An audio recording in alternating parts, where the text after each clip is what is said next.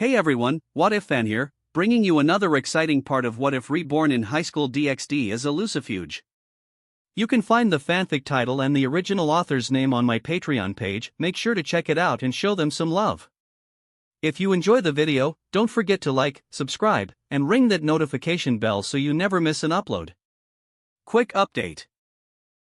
The series What If Reborn in Highschool DxD is a Lucifuge and What If a Venerated Soul Reincarnated in Danmachi world will be going on hold soon, since we've nearly caught up with the author. So now, I need your help picking the next project for the channel. I'm currently deciding between these three fanfics. What if creating the strongest Strawhat crew by reading manga? What if reincarnated in Bleach as Toshiro Hitsugaya? What if hosting Q&A in One Piece world? Please vote in the poll and let me know which two stories you'd like to see next. I'll take the top 2 picks and start working on those series next. Also check out my Patreon channel for early releases of all the series, where you can find all the series released one day ahead of YouTube. Alright, let's jump into it. Also check out my Patreon channel for early releases of all the series, where you can find all the series released one day ahead of YouTube. Alright, let's jump into it. Chapter 331. Deep Sea King appears, Sister Complex Tatsumaki goes berserk. The next day, Roy awoke to find Fubuki had already prepared breakfast. Roy, you're awake. Just in time for breakfast. Fubuki, wearing a white apron, greeted him with a smile. The sight was surprisingly heartwarming. Even Roy had to admit, Fubuki looked incredibly charming at that moment. You'll make a wonderful wife someday, Fubuki, he said with a smile and a nod. Fubuki blushed. No one had ever complimented her like that before. After breakfast, Roy relaxed on the sofa, sipping his tea. Fubuki, seeing his good mood, decided to seize the opportunity. So, Roy, how are you feeling? Roy chuckled, amused by her question. I'm feeling great. Then, Fubuki's voice was filled with anticipation. Don't get ahead of yourself. Do you still want to become stronger? Roy asked with a smile. Of course. Then be patient. I'll return your powers when the time is right. Roy stretched and leaned back on the sofa. Come and give me a shoulder rub. Oh, okay. Fubuki quickly complied. She knew that regaining her powers and becoming stronger was her priority. Roy, enjoying Fubuki's service, wasn't going to end this pleasant arrangement quickly. He would enjoy it for a few more days. Fubuki, peel me a grape. Okay, coming right up. Fubuki, make me some tea. Right away. For the next few days, Roy reveled in being pampered by Fubuki. And Fubuki, after spending time with him, had shed her cold and aloof demeanor. The Fubuki he had first met had been on the verge of succumbing to her darker impulses. In the original story, it had been Saitama who helped her. This time, it was Roy. Without his intervention, Fubuki might have eventually turned into a monster herself. After all, it wasn't uncommon for humans to transform into monsters in this world. But now, there was no such danger. Breaking news! A large number of demon-level monsters have appeared in J-City. A-Class Rank 19 Hero, Lightning Max, A-Class Rank 10 Hero, Stinger, and other S-Class heroes are en route. The news report on TV caught Roy's attention. He was lounging on the sofa, his head resting on Fubuki's lap, enjoying the fruit she was feeding him. Monsters again, huh? Yes, Fubuki confirmed. They're deep-sea clan monsters. Apparently, a large number of them have emerged from the ocean. I see. It's been a while since I've had some action. Time for some hero work. Roy sat up and stretched. With Roy there, I'm sure this disaster will be resolved quickly, Fubuki said with a gentle smile. You've become quite the caring wife lately, Fubuki, Roy teased. Fubuki blushed. Spending these past few days together, she found herself becoming increasingly obedient to Roy. Roy even suspected that if he asked her to warm his bed, she wouldn't refuse. But you're wrong. You're going to deal with the Deep Sea Clan, Fubuki. Not me. Me? Fubuki was startled, then her face lit up with excitement. She understood what Roy meant. Heh, let's go. Roy chuckled. Okay. I'll go get the car. Fubuki stood up.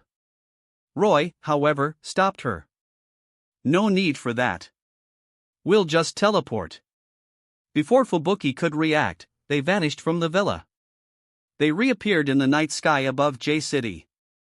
Fubuki looked around, then gasped as she realized they were airborne. She instinctively wrapped her arms around Roy like an octopus. Roy didn't mind the beautiful woman clinging to him. Dark clouds filled the sky, making the night seem even darker. A light rain began to fall, and the city below was eerily silent. Except for the repeating emergency broadcast. Emergency alert! Emergency alert! Disaster level in J-City has been upgraded from Tiger to Dragon. All citizens are advised to evacuate immediately. The repeated warnings indicated the severity of the situation. Unlike in the anime, the Deep Sea King wasn't alone. He had brought an army. Deep sea monsters were numerous, far more so than land-based monsters. This time, the Deep Sea King, intending to conquer the surface world, had brought an army of thousands of deep sea folk. This explained the sudden upgrade from Tiger to Dragon-level disaster. The Deep Sea King's invasion, with thousands of Deep Sea Clan monsters, was beyond the capabilities of average heroes. J-City was in chaos. The only fortunate thing was that the Deep Sea Clan wasn't adapted to land, their movements were slow, giving the citizens time to evacuate. The heroes were providing cover for the evacuating civilians, but they couldn't hold out forever. They would eventually be overwhelmed.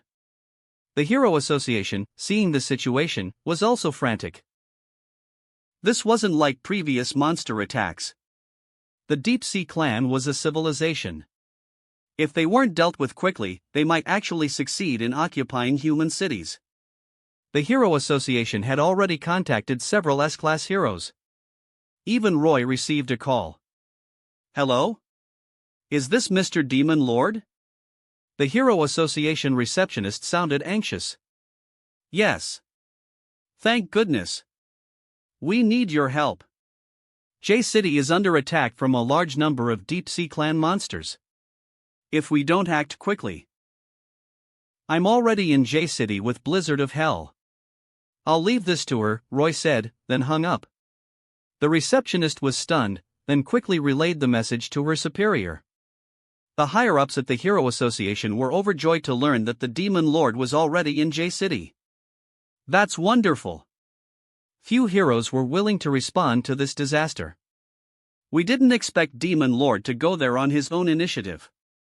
Looks like Director Sitch made the right decision. While other heroes like Genos and Bang also agreed to go, they won't arrive for a while. It all rests on Demon Lord now. Indeed. I hope he can resolve this. The higher-ups discussed the situation, optimistic about the outcome. Suddenly, a small girl with green hair, levitating in the air, spoke up. Hey! What did you just say? Fubuki went to that dangerous place with that jerk? Tatsumaki looked at Sitch, incredulous. The room fell silent. Everyone knew that Fubuki was Tatsumaki's younger sister. And now, her sister was in danger, with another man. Tatsumaki, with her extreme sister complex, wouldn't stand for it. As expected.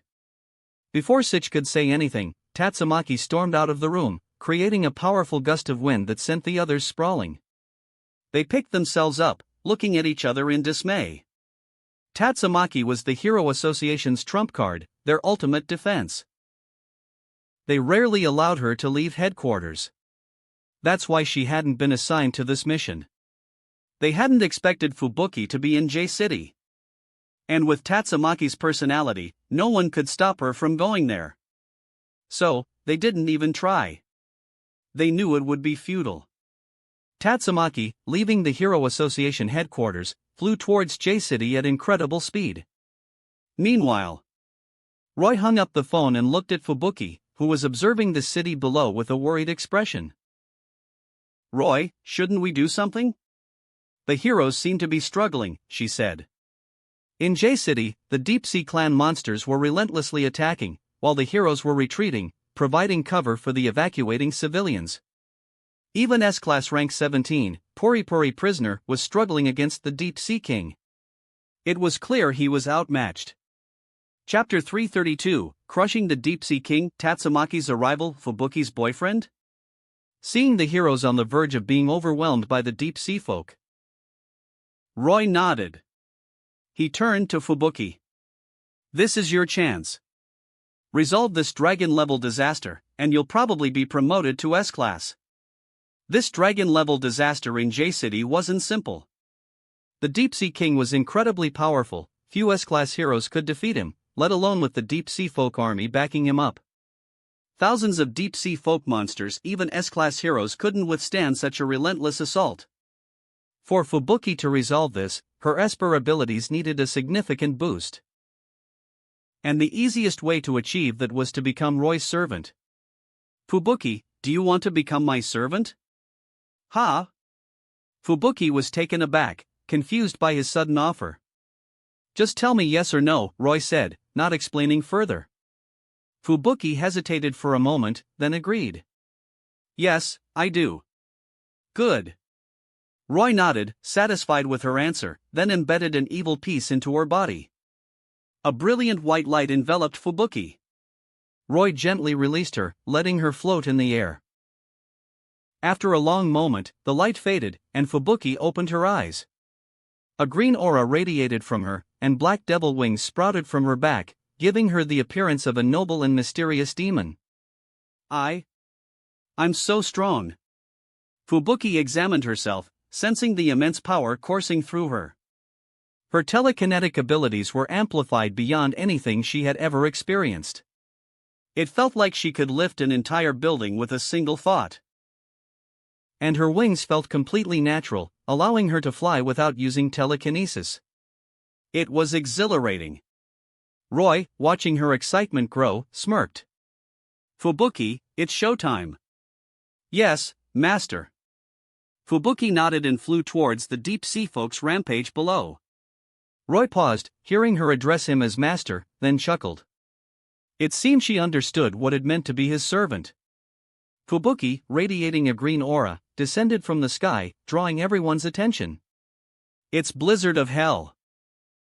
Several heroes recognized her. "Look out! Get away from there!"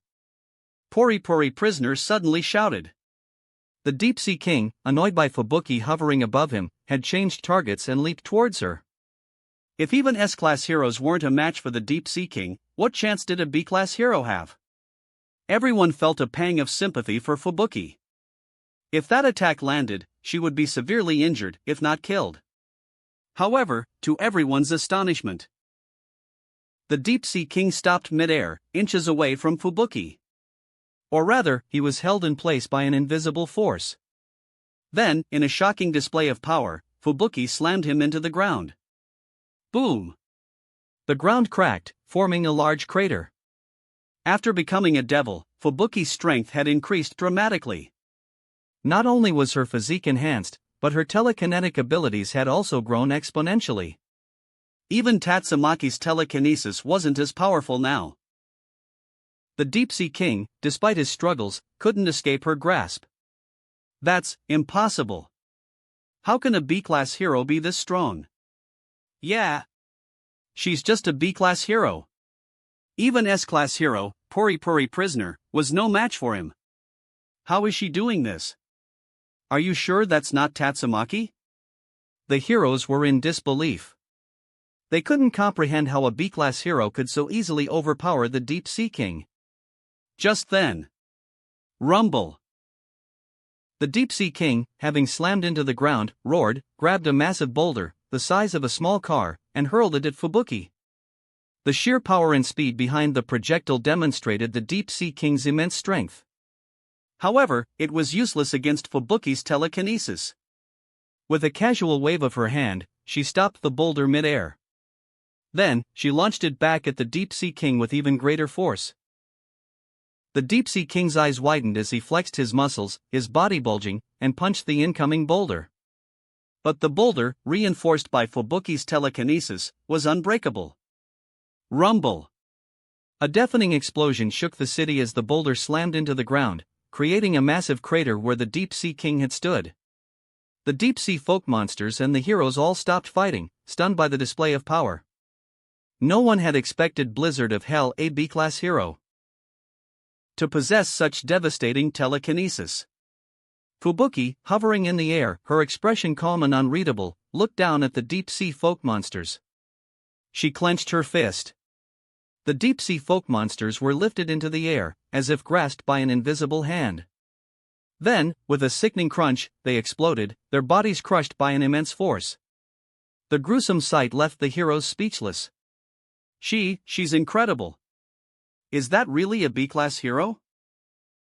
Even S-class rank 2, Tatsumaki, might not be that strong. Could that be Tatsumaki? Have you never seen Tornado of Terror before? That's her sister, Blizzard of Hell. She's so strong. Maybe even stronger than some S-class heroes. The heroes, recovering from their shock, began discussing Fubuki's power in hushed tones. Fubuki ignored them. Having effortlessly resolved the dragon-level disaster, she flew towards Roy. Master, the monsters have been dealt with, she reported, her earlier cold demeanor replaced by a warm smile as she faced Roy. Good job, Fubuki. You don't have to call me master, though. Just Roy is fine. Or, hubby, if you prefer, Roy teased. Fubuki blushed deeply. Calling him hubby was too embarrassing. Don't worry. There's no rush, Roy chuckled, amused by her reaction. With the dragon-level disaster resolved, they were about to leave, when another figure, radiating a green aura similar to Fubuki's, appeared in the distance. It was Tatsumaki. Roy frowned. Why was she here? Sis? Fubuki was also surprised. She didn't understand why her sister had come. Tatsumaki, having spotted them, flew towards them. Fubuki? Tatsumaki landed before them, looking at Fubuki with suspicion. She knew her sister's limits. Fubuki's telekinesis, while strong, shouldn't allow her to fly this high or for this long. Yet, Fubuki seemed perfectly comfortable, showing no signs of strain. This puzzled Tatsumaki greatly. Roy, meanwhile, observed Tatsumaki. The classic green, curly hair, the petite frame, the strange outfit that looked like a dress but was mostly just strips of fabric, and the exposed, toned thighs. He had heard rumors that Tatsumaki didn't wear underwear. He wondered if it was true. Sis, why are you here? Fubuki asked, surprised. Humph. You're in a dangerous place. Of course, I had to come. I told you, you're too weak. Don't go to dangerous places. And who is this man? Tatsumaki berated Fubuki, then pointed at Roy. Fubuki's face darkened at being scolded in front of Roy, but she still introduced him. This is Roy. He's my boyfriend. What? Boyfriend? Are you kidding me? Tatsumaki's reaction was explosive. She couldn't believe her little sister had a boyfriend. Chapter 333, Fubuki and Tatsumaki's Battle, Taming the Tsundere Tatsumaki. Hearing Tatsumaki's words, any trace of shyness vanished from Fubuki's face. She wrapped her arms around Roy and kissed him. Believe me now, sis? Fubuki's tone was defiant. Tatsumaki was livid. Her little sister not only had a boyfriend, but was flaunting their affection right in front of her. She trembled with rage, the green aura around her intensifying. I don't approve. Absolutely not. You don't approve? Humph. You never approve of anything. I've always had to do what you want. I'm done with that. Fubuki exploded. Her sister's overprotective nature had always felt like a cage. Now, she was breaking free. You dare disobey me? Tatsumaki's voice was laced with anger. She couldn't understand why Fubuki was so rebellious. She was only trying to protect her. A surge of telekinetic energy erupted from her, dispersing the clouds and revealing the full moon. Fubuki responded with her own surge of power. Tatsumaki stared in disbelief, sensing the intensity of Fubuki's telekinesis. "Humph. My telekinesis is stronger than yours now, sis. I don't need your protection anymore. If you think you're stronger than me, then prove it." Tatsumaki refused to believe it. She wouldn't accept being weaker than her little sister. With a wave of her hand, she lifted several nearby buildings into the air. Fubuki responded by levitating countless pieces of debris. "Oh my god, what's going on?" Some of the people below were confused. "Look at the sky."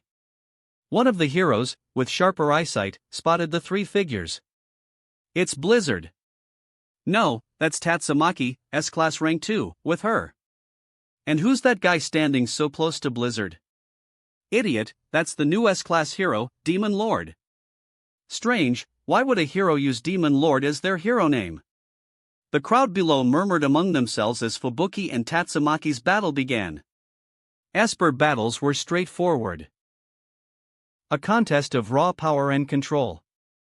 They hurled debris at each other, their telekinetic abilities deflecting the projectiles. From a distance, it looked like they were playing volleyball. Roy was getting bored. However, despite the seemingly mundane nature of their fight, the scale was immense. Countless pieces of debris filled the sky above J-City, the sounds of their collisions echoing through the night. Falling debris rained down, sending the people below scrambling for cover.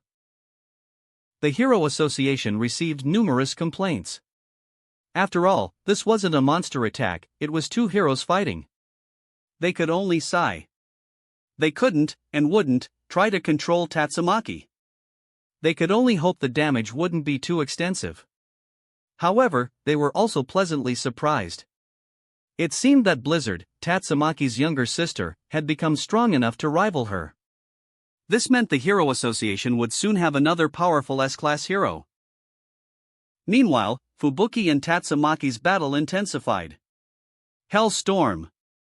Tatsumaki, seeing the stalemate, unleashed her special move. Fubuki responded in kind. They both manipulated the air with their telekinesis, creating massive tornadoes. Two black vortexes, reaching towards the sky, formed above the city. The destructive power of the tornadoes was immense. Within moments, the area around them was flattened, buildings and cars swept up into the swirling winds. The two tornadoes collided, creating sparks and flashes of lightning. Although Fubuki's telekinesis was slightly stronger, she didn't have an overwhelming advantage. The battle reached another stalemate. Seeing the destructive battle continuing, with buildings collapsing and citizens complaining, the Hero Association finally decided to intervene. They knew Demon Lord was there, so they tried calling him. Ring! Ring! Ring! Roy, who had been watching the fight with amusement, saw the phone provided by the Hero Association ringing. He knew what they wanted. He hung up and tossed the phone into his subspace, effectively blocking any further calls. Although he had ignored their call, he decided to end the fight. Telekinetic battles were boring. He was almost falling asleep.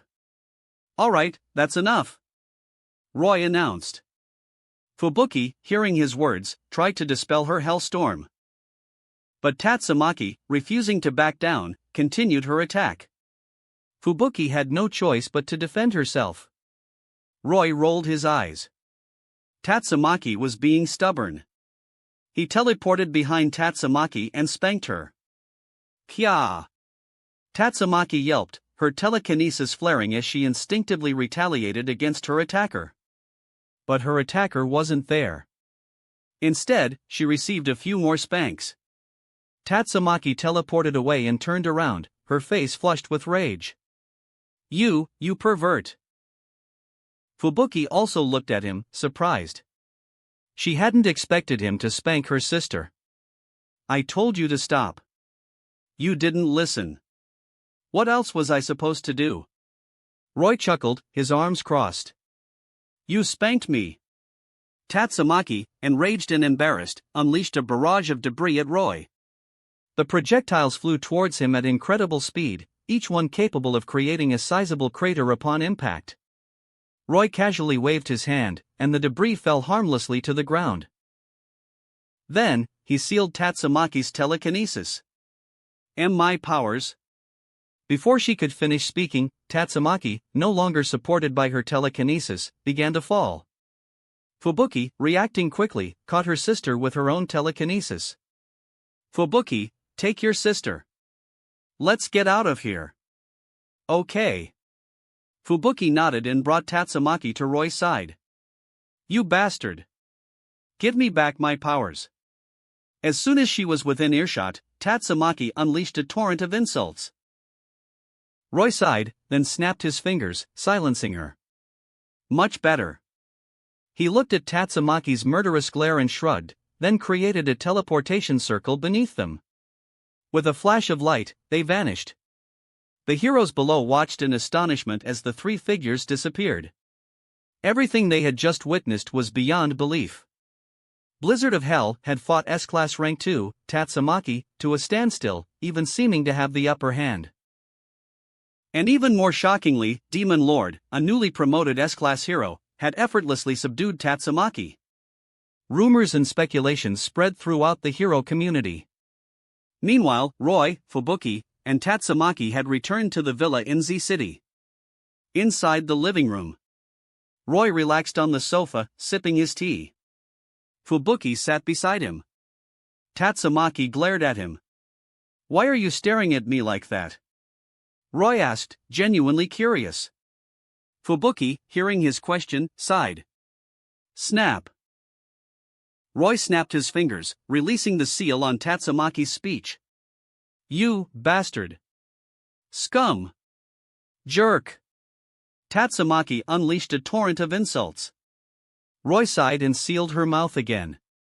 He turned to Fubuki. Fubuki, it seems your sister needs some discipline. You handle this. If you can't, just send her away. Fubuki looked at her sister, then nodded reluctantly. Chapter 334, The Hero Association pays a visit, the Ancient King attacks.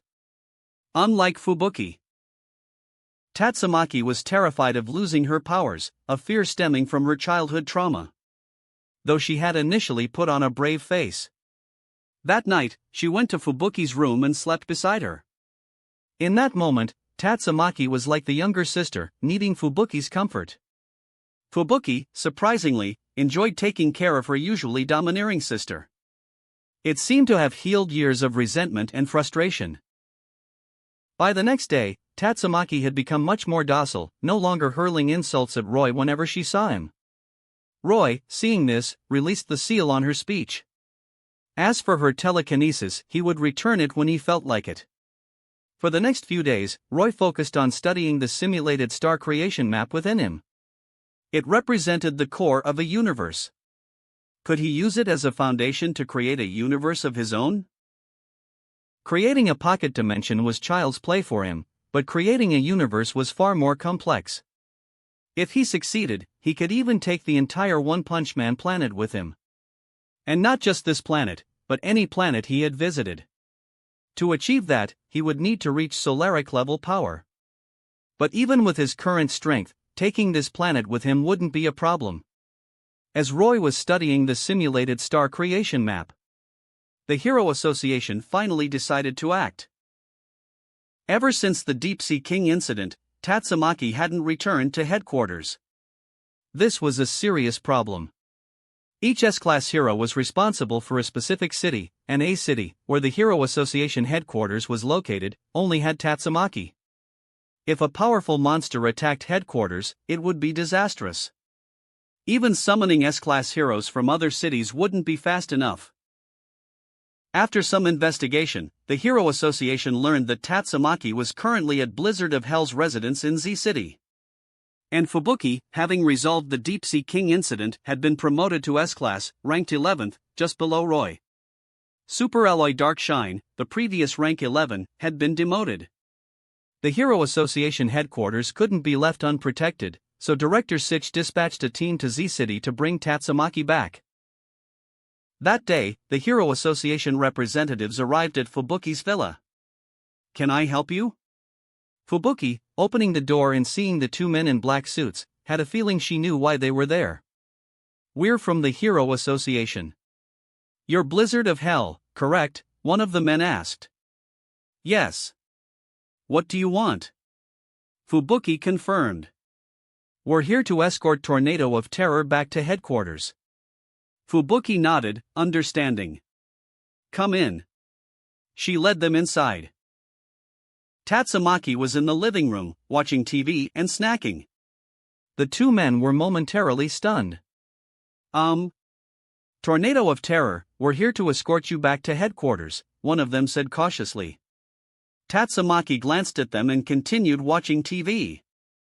The men exchanged awkward glances. "Tornado of Terror, the Hero Association needs you."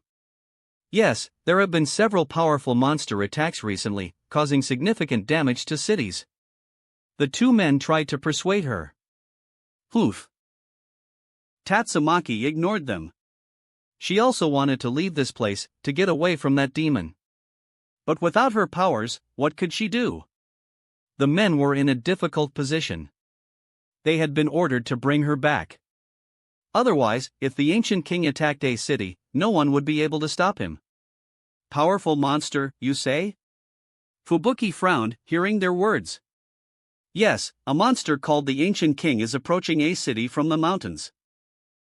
If no one stops him, a city will be destroyed," the men explained. "The Ancient King? Is he related to the Deep Sea King?" Fubuki wondered, hearing the similar name. "One's from the sea, the other from the land."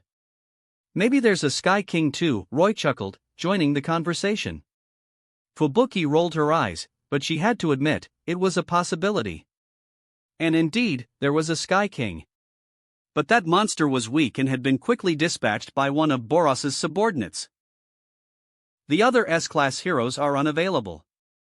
"We need Tornado of Terror to come back with us," one of the men said. "Humph. I want to leave too. Tell that man to give me back my powers." Tatsumaki finally exploded.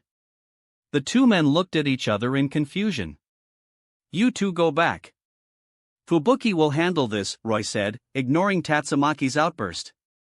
He opened a portal and sent the men back to the Hero Association headquarters.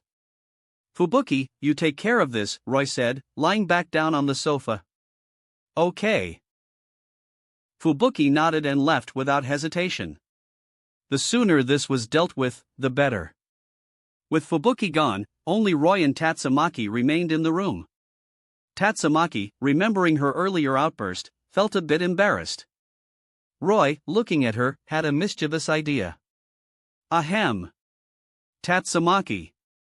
Tatsumaki jumped, startled by his sudden words. "You don't want anything to happen to your sister, do you? What do you want?" Tatsumaki glared at him. Was he finally revealing his true colors? "If you don't want Fubuki to get hurt." Tatsumaki gritted her teeth, furious. He was using her sister to threaten her. "Forget it, if you don't want to cooperate," Roy shrugged, pretending to be indifferent. He really didn't care. He had only said that to tease her. However, Tatsumaki took his words seriously. In her eyes, this demon was capable of anything. Her expression shifted rapidly. Just as Roy was about to leave out of boredom. "Wait. Oh?" Roy turned around, intrigued. "I'll take Fubuki's place, as long as you let her go," Tatsumaki said through gritted teeth. "Of course," Roy replied with a smile. Naturally, he wasn't planning on keeping his promise. He sat back down on the sofa and instructed Tatsumaki to begin.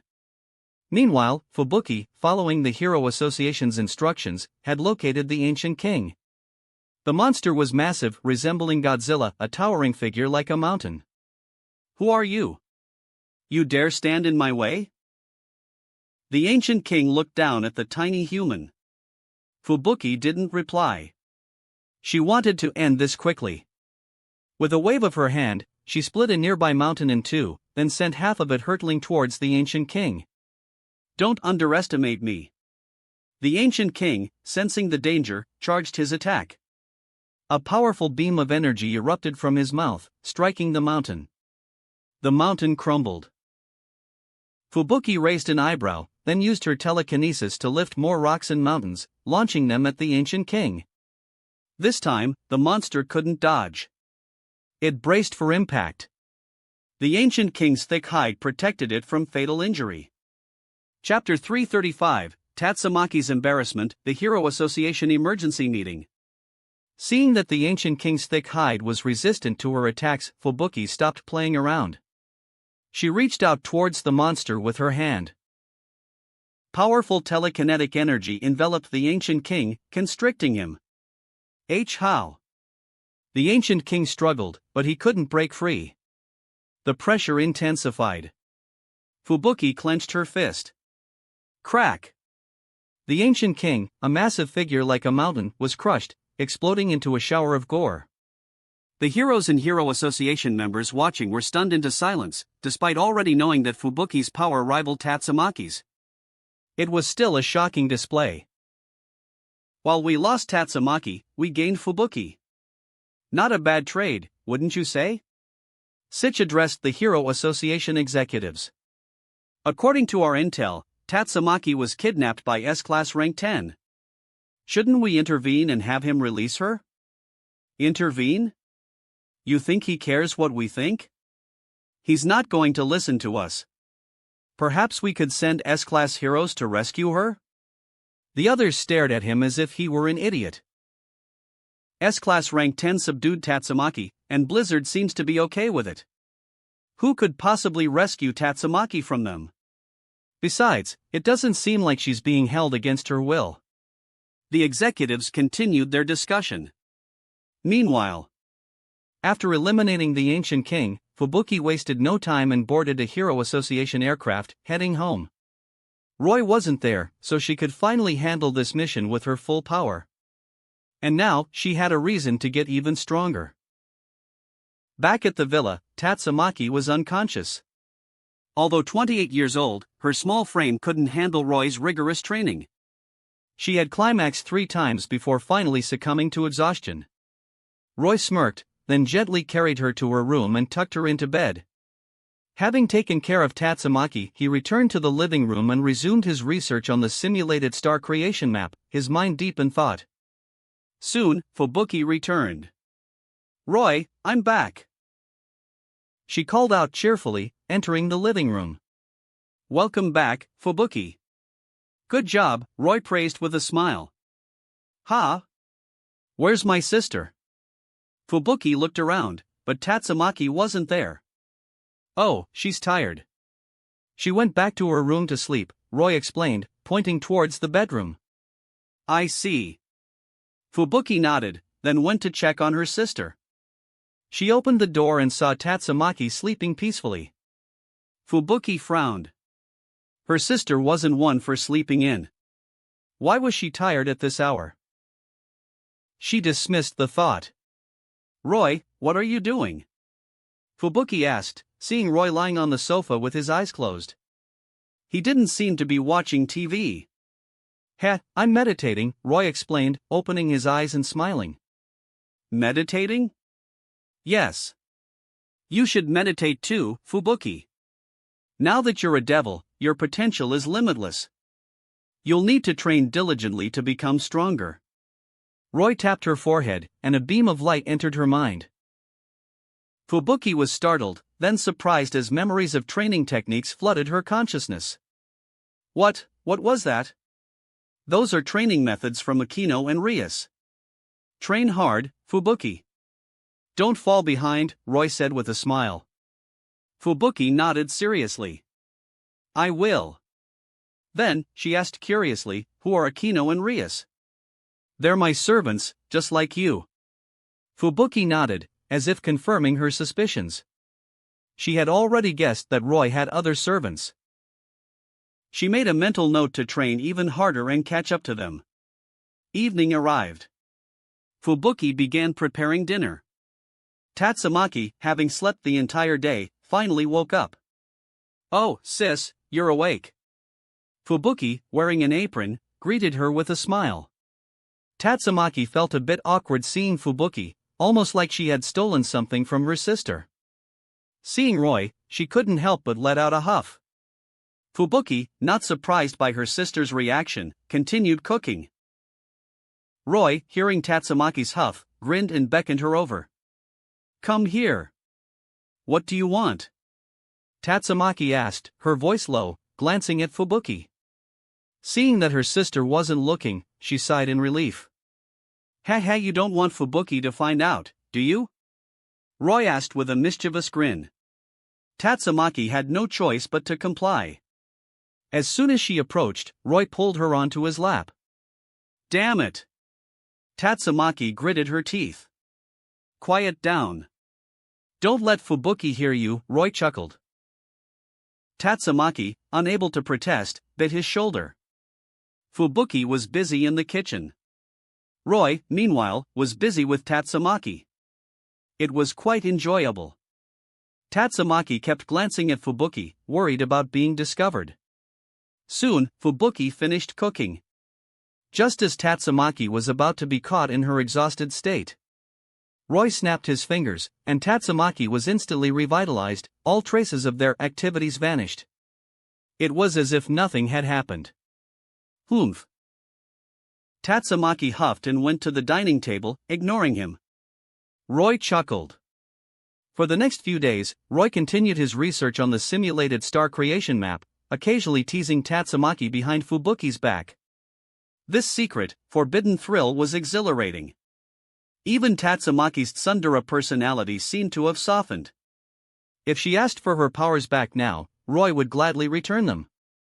But it seemed Tatsumaki had no intention of doing so. She was actually quite content with this peaceful life.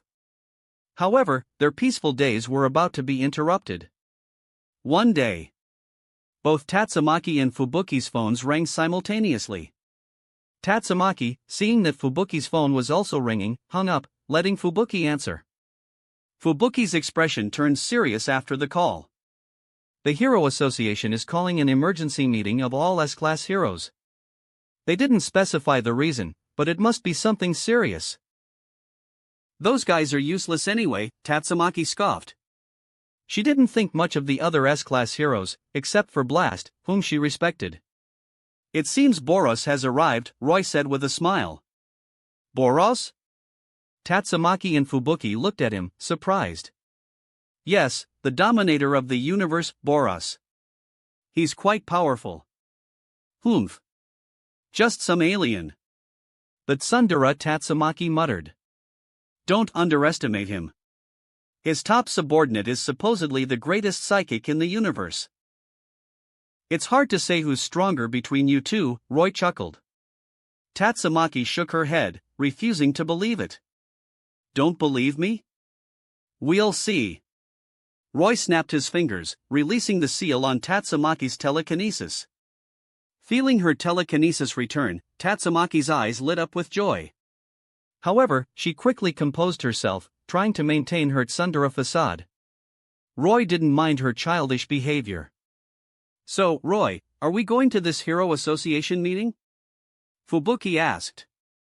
"Of course. Let's go join the fun," Roy chuckled. He wouldn't miss the chance to witness the arrival of one of One Punch Man's most popular villains. Chapter 336, Saitama gets dissed. S-class heroes assembled, disaster approaches. Hero Association headquarters. Inside a conference room, Sitch and the other executives were growing increasingly anxious. "What's the status? Have Tornado, Blizzard, and Demon Lord agreed to come?" someone asked urgently. "Tornado and Blizzard are crucial assets. They're practically worth all the other S-class heroes combined. If they don't come, this disaster." "Relax. We've received confirmation from Blizzard. They're on their way, and they're bringing Demon Lord with them." "That's wonderful." The executives were relieved. Meanwhile, Roy, Fubuki, and Tatsumaki had arrived at the Hero Association headquarters. The headquarters building was a massive, black cube in the center of a city. Built by Metal Knight, S-Class Rank 6, it was incredibly durable. Even the Sky King and Boros's spaceship bombardment hadn't scratched it, a testament to Metal Knight's technology. "Yo, Roy! You made it!" Genos and Saitama flew over to greet them. "Roy-san, you're here at the Hero Association's request as well?" Genos asked. "Sure. I had some free time, so I thought I'd drop by," Roy chuckled. "With Roy-san here, this mission will be a breeze," Genos said, nodding seriously. "Hey! You're all here." Bang approached them, his back slightly hunched.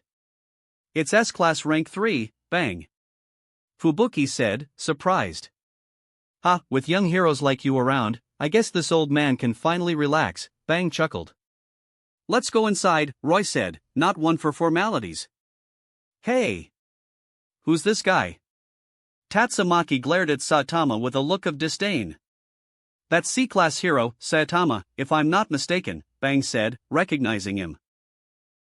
Although he hadn't seen Saitama's strength firsthand, being with Genos and Roy suggested he wasn't weak. "Humph. Just a C-Class hero. What's he doing with us?" "Annoying," Tatsumaki huffed, crossing her arms. Her tsundere personality, subdued in Roy's presence, reasserted itself. Saitama was bewildered. He hadn't done anything to provoke her. He turned to Genos. "Hey, Genos, I'm not good at dealing with this kind of thing. You handle it." Genos immediately struck a pose. "Yes, sensei." "You'll regret." Wham! Before he could finish speaking, Genos was sent flying, crashing into a nearby building. Roy almost burst out laughing. Tatsumaki's tsundere and sadistic nature was amusing. He wasn't going to try to change her.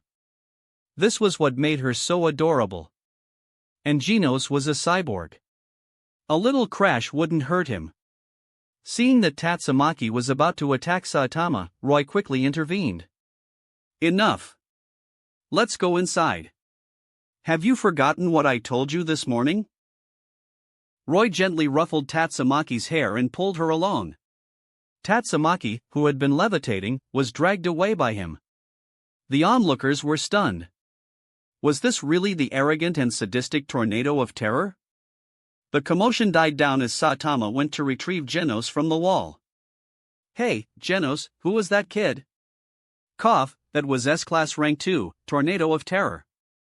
"She's incredibly strong," Genos replied, slightly disheveled. As a cyborg, he wasn't seriously injured, just a few dented parts. "Oh." Saitama stood up, seemingly unconcerned about having thrown Genos under the bus. They followed Roy and the others into the Hero Association headquarters. This time, no one stopped Saitama. "Hey! Why did you stop me?" Tatsumaki, still floating ahead of them, glared at Roy. "Idiot, didn't I tell you this morning?" "That C-Class hero is Saitama," Roy sighed, explaining patiently. It was Tatsumaki's first time meeting Saitama. It was understandable that she didn't recognize him. "That guy? He's the one you said could handle this disaster? Why is he C-Class?" Tatsumaki, her arms crossed, looked skeptical. "Yes. If he's so strong, why is he only C-Class?" Fubuki also looked puzzled. "Well, you guys know the Hero Association rankings aren't entirely based on strength, right?" Roy chuckled, explaining the ridiculous hero exam. The two sisters nodded, understanding. It was the Hero Association's flawed evaluation system that had placed Saitama in C-Class. "Humph.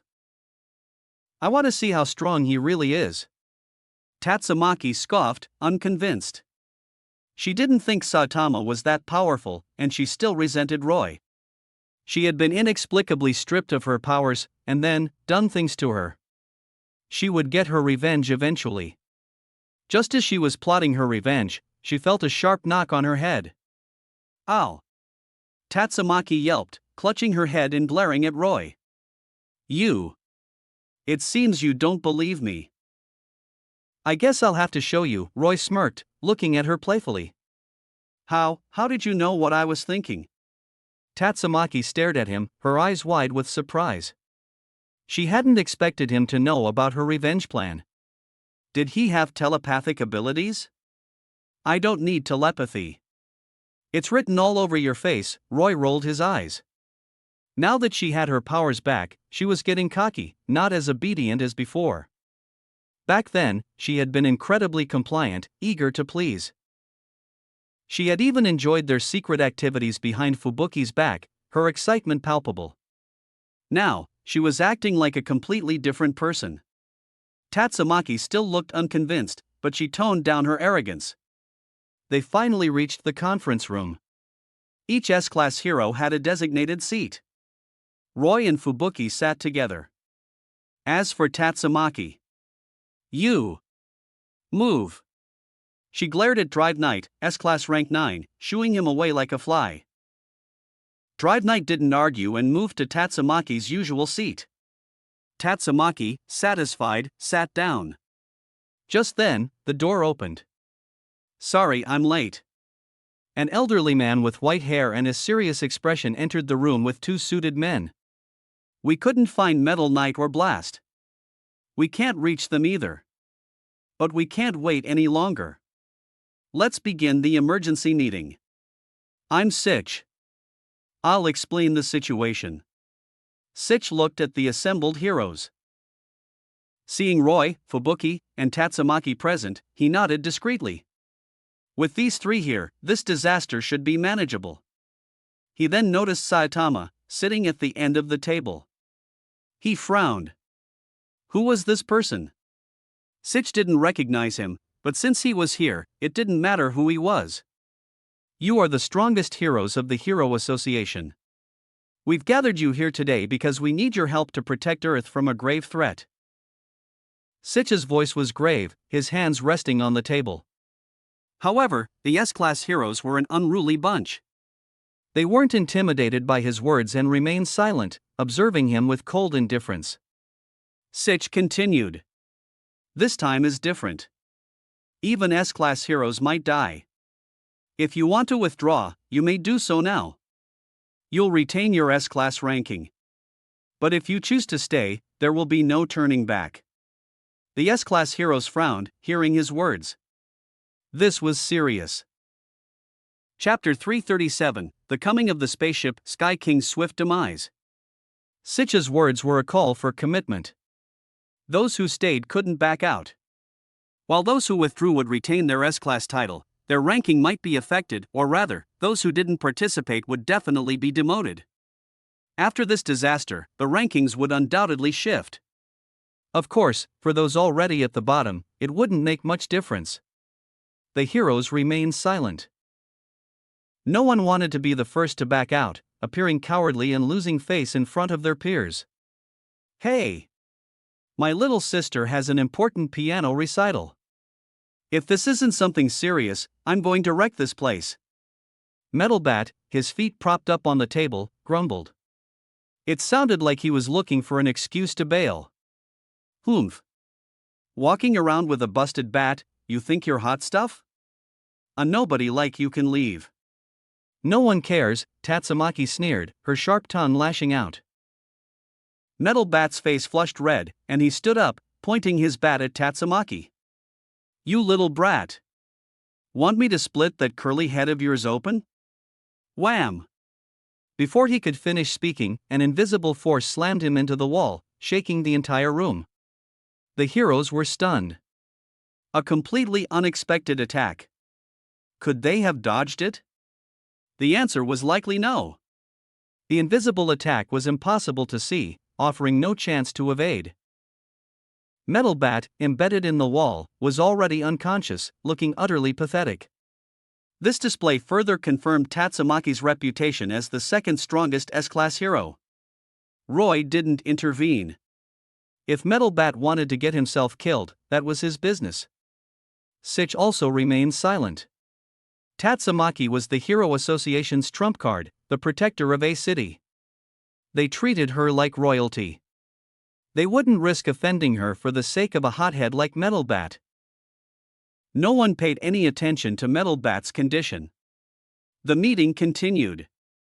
The great seer, Madame Shibabawa, has passed away, Sich announced, his expression grave. The heroes were surprised. Shibabawa was a respected figure, especially among the older S-class heroes. Sensing that Roy might not know who Shibabawa was, Fubuki explained. Roy, you probably don't know who Shibabawa is. Let me tell you. Shibabawa was an old woman. A highly respected figure within the Hero Association, known to most of the older S-class heroes. However, newer members might not be familiar with her. She was a seer, her prophecies always accurate. It was she who had foreseen the arrival of Boros, the dominator of the universe, a disaster unlike any Earth had faced before. If not for Saitama, the planet would have been destroyed. Roy, of course, knew about Shibabawa, but he listened to Fubuki's explanation. Sich then revealed Shibabawa's final prophecy, a catastrophic event within 6 months. The heroes fell silent. They didn't know if the prophecy was accurate, or what form the disaster would take. The S-class heroes weren't exactly a united front. In the original story, only a few of them had faced Boros directly. The others had either been occupied elsewhere or had simply run away. Seeing the somber atmosphere, Roy chuckled. So, Shibabawa predicted a major disaster within 6 months? Yes, Sich confirmed, relieved that Roy had finally spoken. Which means it could happen today. Roy smiled. He had already sensed Boros's ship approaching Earth. Ah! Looks like it's already here. Saitama, who had been silent, suddenly spoke up. Saitama's words drew everyone's attention. The heroes focused their senses, but they didn't detect anything. There's nothing there. You're lying. Yeah, Baldy, who are you? I don't recognize you. Are you even an S-class hero? Get out of here, you nobody. Those who didn't know Saitama began to berate him. Even those who recognized him hadn't witnessed his true strength, so they remained silent. Wait. This isn't the time for infighting. Sich tried to calm them down. When the entire building shook violently. The Hero Association headquarters was incredibly durable, designed to withstand even the strongest earthquakes. Yet, it was trembling now. It was under attack. Sich's face paled. Had the disaster already begun? Just then, he received a message through his earpiece: monsters were attacking headquarters. Heroes. Now is the time to unite and face this threat together. Sich declared, his expression serious. The S-class heroes, some indifferent, some unconcerned, and some worried, filed out of the conference room. They wanted to see what this grave threat was. Roy followed them. Outside. Several bird-like creatures with wings were circling the headquarters, unleashing energy blasts that exploded against the building. These are the monsters? The S-class heroes looked at the Sky King and his 2 subordinates with disdain. While not weak, they weren't a serious threat. It seems the prophecy was just a joke. Atomic Samurai, S-class rank 4, a blade of grass hanging from his lips, scoffed. Don't underestimate them. If they don't come down, we can't hit them, Bang cautioned. Airborne enemies were troublesome. Humph. Tatsumaki, seeing that no one else was making a move, huffed and reached out with her hand. Powerful telekinetic energy enveloped Sky King and his 2 subordinates. Who's doing this? Sky King struggled, but he couldn't break free. Tatsumaki clenched her fist. Crack! Sky King and his subordinates exploded into a shower of gore. The S-class heroes winced. Tatsumaki's methods were brutal. Roy, was that monster one of Boros's subordinates? Fubuki asked curiously. Roy chuckled. No, that was Sky King, similar to the Deep Sea King and the Ancient King you defeated. He's not weak, but nowhere near as strong as Boros's top subordinates. In the original story, Melzergard, one of Boros's top 3 subordinates, had effortlessly defeated Sky King upon arrival. There was a significant gap in their power levels. Sky King, at best, was a high demon level threat. Most S-class heroes could defeat him. However, Boros's three top subordinates were dragon-level threats. Melzergard had regeneration and could split into multiple bodies. Any injury was instantly healed. Graribas could spit acid and had incredible jumping power. Although quickly defeated by Saitama, he was still a formidable opponent. And finally, Jerry Yugenshoup, the strongest of the three, was the self-proclaimed greatest psychic in the universe, potentially exceeding even the dragon-level threat. Chapter 338, Boros's Subordinates. Atomic Samurai's Humiliation. After Tatsumaki eliminated Sky King, a colossal spaceship, eclipsing the sky, appeared, growing larger by the second. Within moments, the entire sky above A City was obscured by its immense shadow. It was a colossal vessel, 15 kilometers long and 4 kilometers wide, a behemoth dwarfing even the largest human constructions. Is this the disaster from the prophecy? A spaceship? Are the enemies aliens? How are we supposed to attack something that big? The S-class heroes stared at the spaceship in stunned silence. They hadn't anticipated an alien invasion. Just then, the underside of the spaceship glowed. Countless projectiles rained down upon A City. This is bad. How can we defend against an attack of this scale? Bang's eyes widened in alarm. The attack covered the entire city. There was no way to intercept it all. A City was about to be reduced to rubble. The S-class heroes' expressions turned grim. Humph. Just then, Tatsumaki flew into the sky. She glared at the incoming projectiles and raised her hand. The projectiles stopped mid-air, then reversed direction. Bang stared in disbelief. She had effortlessly stopped a citywide bombardment. The other S-class heroes were equally stunned. They had underestimated Tatsumaki's power. I'll help. Fubuki flew up to assist her sister. Although Tatsumaki insisted she could handle it alone, she didn't refuse Fubuki's help. Here's your gift back. Tatsumaki sneered, then launched half of the projectiles back at the spaceship. Fubuki did the same.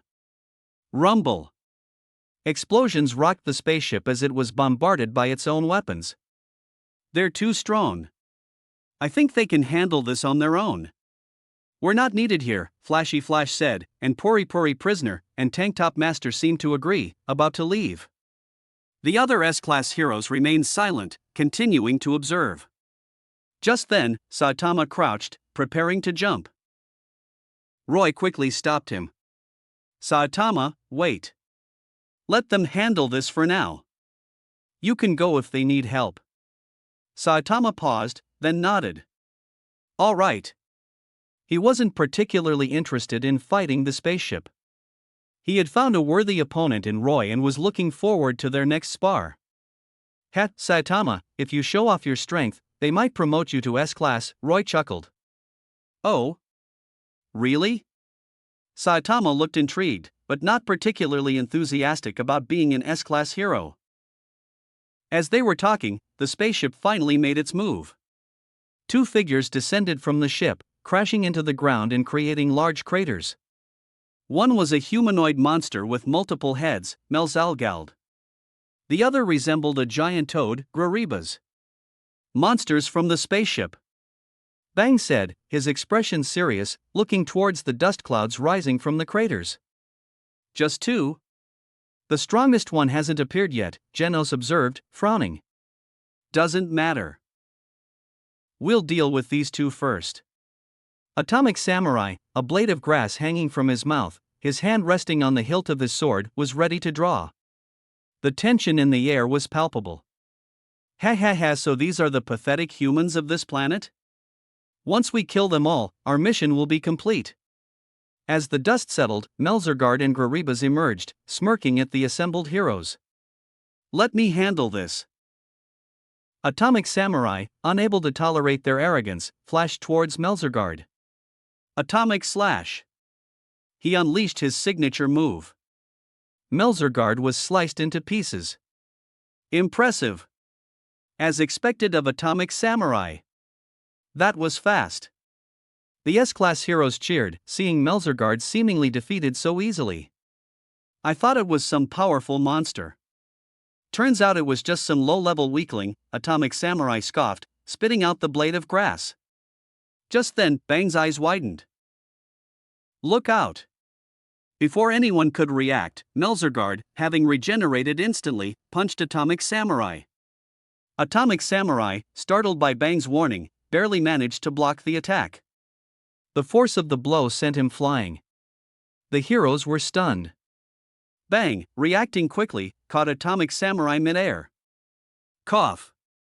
I was careless. I didn't expect it to regenerate. Atomic Samurai coughed up blood, glaring at Melzergaard. I suggest we attack together. It's the safest approach, Bang said, his voice serious. His suggestion was sensible. This wasn't a tournament.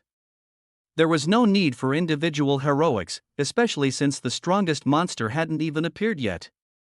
They needed to conserve their strength for the final battle. However, the S-Class heroes, each with their own pride, refused to cooperate.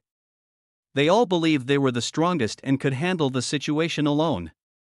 I'll take care of them, a voice announced, and everyone turned towards the Hero Association headquarters entrance. Metal Bat, his forehead bleeding from Tatsumaki's earlier attack, emerged from the building. Metal Bat had a unique ability: the more he fought, the stronger he became. It was a kind of fighting spirit. As long as he wasn't killed instantly, he would continue to grow stronger. In the original story, during the Elder Centipede fight, Garu had attacked Metal Bat, but if not for his sister's interference, Garu would have been defeated.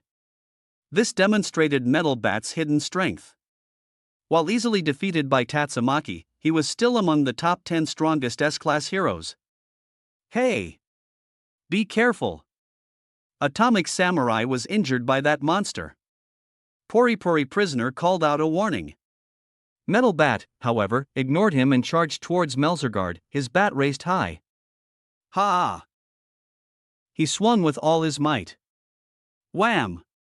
To everyone's astonishment, Melzergaard effortlessly blocked the attack with one hand. He then grabbed Metal Bat's bat and punched him in the stomach. Thud! Metal Bat was sent flying, crashing through several walls and landing in a pile of rubble. Silence fell over the assembled heroes. They had all underestimated the aliens. These aliens were not only powerful but also possessed incredible abilities. They were a formidable threat. Chapter 339. Boros makes his entrance. Trash is trash. Utterly useless, Tatsumaki scoffed, witnessing Atomic Samurai and Metal Bat's defeat. Atomic Samurai, though annoyed by her words, couldn't refute them. He wasn't Tatsumaki's match and could only swallow his pride. That monster must have a core. If we destroy it, we can probably kill it. Roy, should I take care of it? Fubuki, having encountered similar monsters before, instantly understood the secret of Melzergaard's regeneration. No need. Leave those two to the others. Your opponent is up there, Roy said, pointing towards the sky. Jerry Yugenshoup, Boros's top combatant and the self-proclaimed greatest psychic in the universe, descended from the spaceship. Another Esper? Fubuki looked at the octopus-like monster with a serious expression. Let me handle him. Tatsumaki, unconcerned, used her telekinesis to lift a nearby skyscraper and hurl it at the monster. The S-Class heroes were startled by this display of power. But they didn't have time to dwell on it. Melzergaard and Graribas had launched their attacks. Tatsumaki's attack, a skyscraper hurtling through the air, was a shocking sight, drawing gasps from those who witnessed it. However, as the building neared Jerry Yugenshoup, it stopped mid-air. So this planet has espers too? But it's useless. You're facing the greatest psychic in the universe, Jerry Yugenshoup cackled, then hurled the skyscraper back at Tatsumaki. Tatsumaki pushed forward with her hands, trying to stop the building with her telekinesis, but its momentum was too great. I'll help. Fubuki, seeing her sister struggling, joined the effort. Together, they managed to stop the skyscraper. Don't underestimate that alien. He's strong. You'll both need to work together to defeat him, Roy cautioned. Got it, Fubuki nodded. Tatsumaki, though annoyed, unleashed her full power.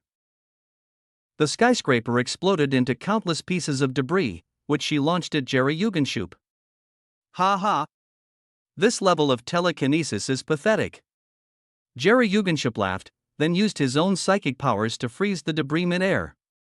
Jerry Yugenshoup's telekinesis was indeed stronger than hers and Fubuki's individually. But he wasn't facing Tatsumaki alone. Fubuki, seeing her sister struggling, reinforced the attack, and the debris slowly began to move towards Jerry Yugenshoup. Esper battles were contests of raw power. Whoever had the stronger telekinesis would win. Faced with their combined might, Jerry Yugenshoup couldn't hold out any longer. The debris slammed into him. The self-proclaimed greatest psychic in the universe was reduced to dust. Roy wasn't surprised. Meanwhile, the S-Class heroes battling Melzergard and Graribas had finally discovered the alien's weakness. Genos had been dismantled again, and Puri Puri Prisoner and Tank Top Master were also severely injured. Bang, however, had managed to hold his own against Graribas. Once they understood the alien's weakness, both monsters were swiftly defeated. Just as the S-Class heroes were celebrating, another figure descended from the sky: Boros, the dominator of the universe. He landed with incredible speed, cracking the earth and sending the injured heroes flying. For a moment, no one knew what had happened. Is that Boros? Fubuki, flying over to Roy, asked. Yep, Roy confirmed with a smile and a nod. I see. Without hesitation, Fubuki grabs a nearby building and hurls it at Boros. Rumble. The earth shook as the building slammed into Boros, creating a cloud of dust and debris.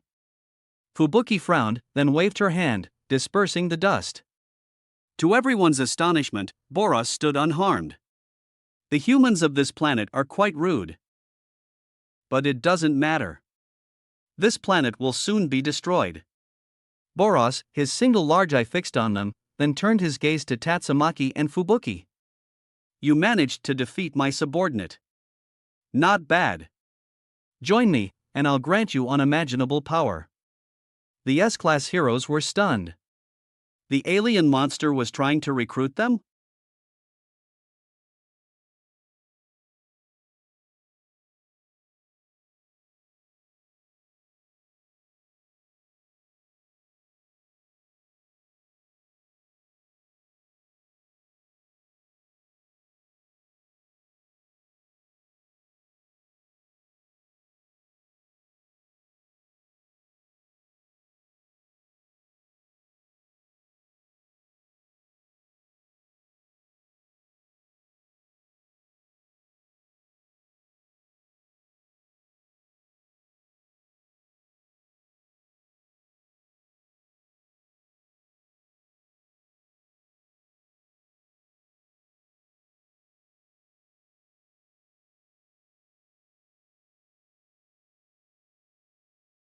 Tatsumaki, not one to be patronized, unleashed her telekinesis, ripping chunks of earth from the ground and launching them at Boros.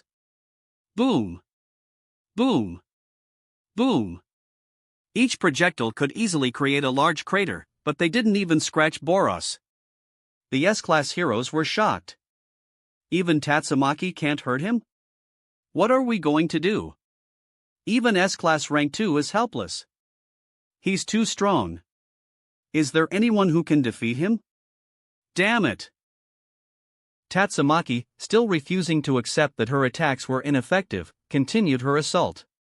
She even tried to summon a meteor, but it would take several minutes to arrive. She wasn't sure if it would even hit. She could only try to buy time. Fubuki joined the fight, assisting her sister. Countless pieces of debris rained down on Boros. However, such attacks were mere annoyances to him. But he was getting tired of being pelted with rocks. He burst through the barrage and appeared before Tatsumaki. He threw a punch. Tatsumaki's eyes widened as she used her telekinesis to try and repel him. But her powers seemed to have no effect on him. The punch connected. Tatsumaki closed her eyes, bracing for impact. But after a moment, she didn't feel any pain. She opened her eyes and saw Roy standing protectively in front of her, having blocked Boros's attack. Tatsumaki was stunned.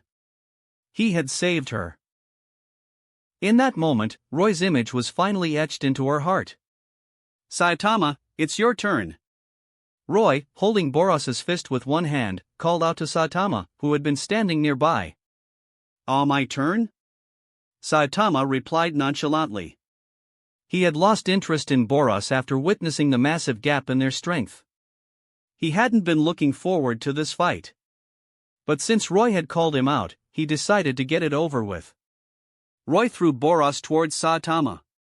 Saitama, caught off guard, was sent flying along with Boros, crashing through a nearby building. Roy was speechless. That wasn't his fault. The S-Class heroes watched in astonishment as C-Class hero, Saitama, battled Boros, the dominator of the universe. The sheer power displayed was overwhelming. Witnessing their battle, Tatsumaki finally abandoned her tsundere act, acknowledging that she was no match for either of them. Chapter 340, Tatsumaki's Change of Heart. Fubuki takes the initiative. Rumble. Saitama and Boros's battle intensified, the area of destruction expanding rapidly. Soon, even the S-Class heroes wouldn't have a safe place to watch. "Saitama, hurry up and finish him," Roy called out, his arms crossed. "Alright, I was actually planning on playing around a bit longer," Saitama replied, tilting his head. "What? Don't mock me." Boros, enraged by Saitama's casual attitude, unleashed a surge of energy, his body turning black. Meteoric burst. Rumble. The force of the released energy shattered the surroundings. Boros vanished, then reappeared before Saitama, throwing a punch. Saitama, still looking bored, countered with a punch of his own. Smash! Boros's body exploded. How? But Boros wasn't dead. As long as his core remained intact, he could regenerate. His scattered body parts were pulled back together, reforming his body. "Ha ha ha. You're strong, Saitama. But now, I'm going to use my full power." Collapsing star roaring cannon. Boros's body glowed intensely as he unleashed his ultimate attack, a beam of pure energy capable of destroying the planet's surface. Whoosh! Rumble! Boros vanished again, the force of his movement shattering the ground beneath him. Saitama, caught off guard, was struck. The force of their combined attacks ripped a hole through a city. "Ha ha ha ha. Saitama, how was that?" Boros laughed maniacally, unleashing a barrage of blows on Saitama. "Is that all you've got?" Saitama's casual question silenced Boros. He hadn't expected Saitama to be able to speak after that attack. "Then I'll get serious too." Saitama assumed his fighting stance, pulling back his fist. Killer move, serious punch. Boom! The devastating force of the punch obliterated Boros, leaving nothing but dust. Thankfully, Saitama had aimed upwards.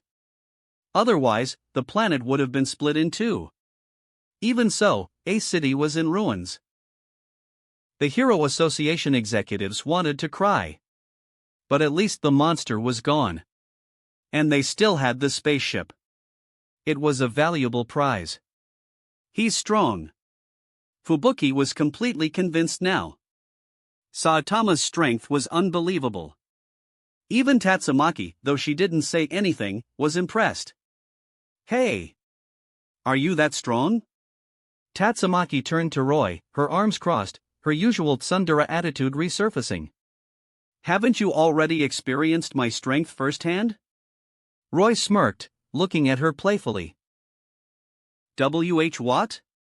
Damn it! Tatsumaki blushed, remembering their earlier encounter. "Sis, what's wrong?" Fubuki, seeing Tatsumaki's flushed face, looked at her curiously. "Humph. It's nothing." Tatsumaki turned away, avoiding her gaze. "Now that this is over, let's go." Roy wasn't planning on staying any longer. He wanted to continue his research on the simulated star creation map. "Sis, aren't you coming with us?" Fubuki frowned, seeing that Tatsumaki wasn't following them. "Oof." Tatsumaki glanced at Roy, annoyed that he hadn't asked her to stay. "I have to deal with some hero association matters. You two go ahead." "I see." Fubuki looked at Roy hesitantly. "Let's go." Roy didn't press the matter. He was confident Tatsumaki would return. If she didn't, he would just retrieve her. Seeing them leave without a second thought, Tatsumaki felt a pang of loneliness. She had grown accustomed to their presence.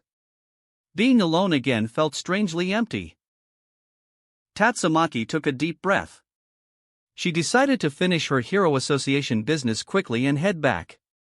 "Hey! Roy! Over here!"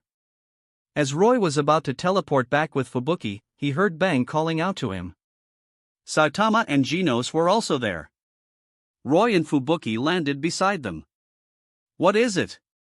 Roy asked. "The Hero Association wants to know what you plan to do with the spaceship. After all, you were the ones who stopped this disaster," Bang explained.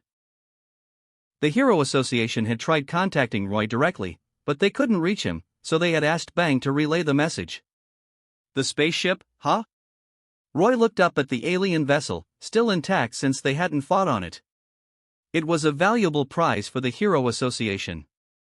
If they could reverse engineer its technology, humanity might be able to travel to space or even develop powerful weapons to combat monsters.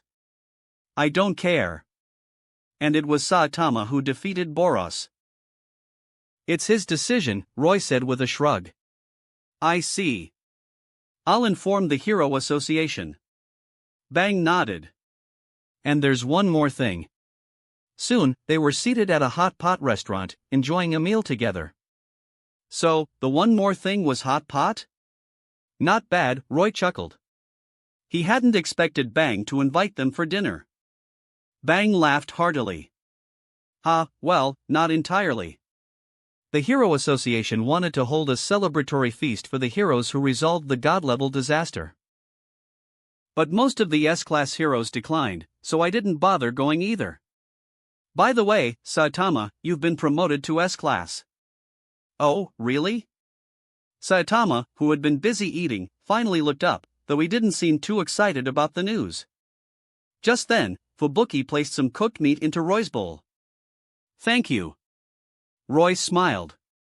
He was pleased to see Fubuki becoming more and more like a Yamato Nadeshiko. Bang, seeing this, sighed inwardly. Perhaps inviting Roy for hot pot hadn't been such a good idea after all. Roy hadn't paid any attention to the Hero Association's celebratory feast invitation. He wasn't interested in attending. After dinner, he and Fubuki returned to the villa. Back in the living room, Roy was studying the simulated star creation map. Each person's map was unique. Although his map came from Izaoi, it was completely different. The simulated star creation map, also known as another cosmology, could be understood as a gift that amplified one's own worldview to influence the external world. So, I can use this to enhance my existing abilities. Roy seemed to have grasped the true purpose of the simulated star creation map. "Roy," Fubuki's soft voice interrupted his thoughts. Roy turned and saw Fubuki standing before him, wearing only a towel, her hair damp from a recent shower. Roy simply patted the spot beside him on the sofa. Fubuki blushed but understood his meaning and took the initiative, settling beside him. She knew about Roy and Tatsumaki's relationship but hadn't said anything. After all, how could she bring up such a topic? She was even a bit jealous. She had met Roy first. Why had he chosen Tatsumaki instead of her? It didn't make sense. As Fubuki, still a bit clumsy, served him, Roy continued his research on the simulated star creation map. He wanted to merge its power with his own, further increasing his strength. That wraps up this part of What If Reborn in Highschool DxD as a Lucifuge. Thanks so much for listening. As always, new parts drop every 4 days, so be sure to stay tuned. Quick reminder: The series What If Reborn in Highschool DxD is a Lucifuge, and What If a Venerated Soul Reincarnated in Danmachi world will be going on hold soon, since we've nearly caught up with the author. So now, I need your help picking the next project for the channel. I'm currently deciding between these three fanfics.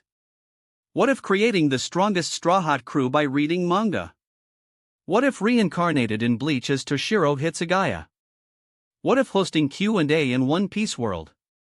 Please vote in the poll and let me know which two stories you'd like to see next. I'll take the top 2 picks and start working on those series next. Also check out my Patreon channel for early releases of all the series, where you can find all the series released one day ahead of YouTube. If you enjoyed the video, don't forget to like, subscribe, share it with your friends, and please consider supporting the original author as well. See you in the next one.